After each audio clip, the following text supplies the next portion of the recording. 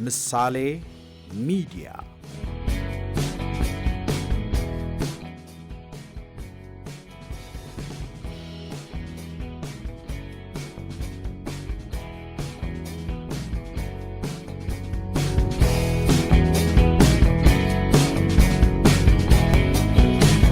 ምሳሌ ሚዲያ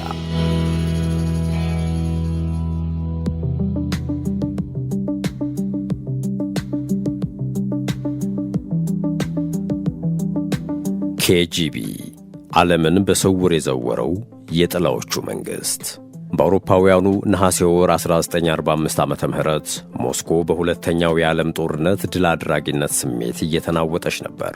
በክሬምሊን ቤተ መንግሥት ውስጥ ታላቅ ድግስ እየተካሄደ ባለበት ወቅት የሶቪየት ሕፃናት ቡድን ወደ አሜሪካው አምባሳደር አቬሬል ሃሪማን በፈገግታ አቀረቡ። የቻናላችን ቤተሰቦች በዚህ ቪዲዮ ከስሙ በስተጀርባ ፍርሃትንና ጥርጣሬን ብቻ ያዘለውን ሊልቅ የአእምሮ በሽተኛ በማስመሰል ሆስፒታል ማሰርን ያስተዋወቀ ብልህ ግን አደገኛ መሪ ነበር። በኋላም የሶቪየት መሪ እስከመሆን የደረሰው አንድሮፖቭ ኬጂቢን በፖለቲካውና በማኅበራዊ ሕይወቱ ላይ የበላይ እንዲሆን ያደረገ ስትራቴጂስት ነበር። ቭላዲሚር ፑቲን የኬጂቢ ሌተናንት ኮሎኔል የነበሩና ዛሬ ሩሲያን የሚመሩ ሰው ናቸው። ፑቲን የኬጂቢን ውጤታማነት፣ ዲሲፕሊንና አስተሳሰብን ወደ 21ኛው ክፍለ ዘመን ያሸጋገሩ ሰው እንደሆኑም በሰፊው ይታመናል። የቀድሞ የኬጂቢ አባል የለም የሚለት አልፎ የሀገሪቱ የፖለቲካና የኢኮኖሚ መዘውር እንዲሆን አስችሎታል። ዛሬ ሩሲያ የምትመራው በዲሞክራሲያዊ ሥርዓት ሳይሆን መረጃንና ምስጢርን እንደ መሳሪያ በሚጠቀሙ በኬጂቢ የሥልጠና ፋብሪካ በወጡ ሲሎቪኪ ወይም የደህንነት ሰዎች እንደሆነ በሰፊው ይታመናል። በአሁኑ ዘመን የኬጂቢ ወራሾች የጥቃት ስልታቸውን ከቀዝቃዛው ጦርነት ወደ ዲጂታል ዓለም አዘምነዋል።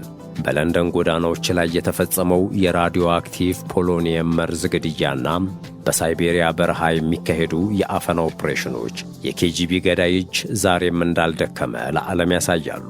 ከዚህም ባለፈ በምዕራባውያን ምርጫዎች ጣልቃ በመግባት የሐሰት መረጃዎችን በማሰራጨትና የሳይበር ጥቃቶችን በመሰንዘር ዓለምን በስውር ክር የመዘወር ጥበባቸውን አሳድገዋል። ዛሬ ኬጂቢ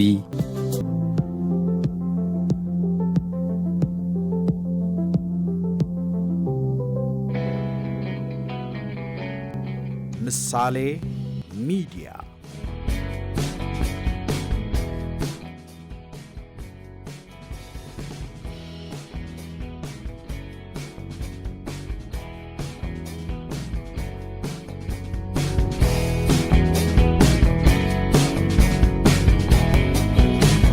ምሳሌ ሚዲያ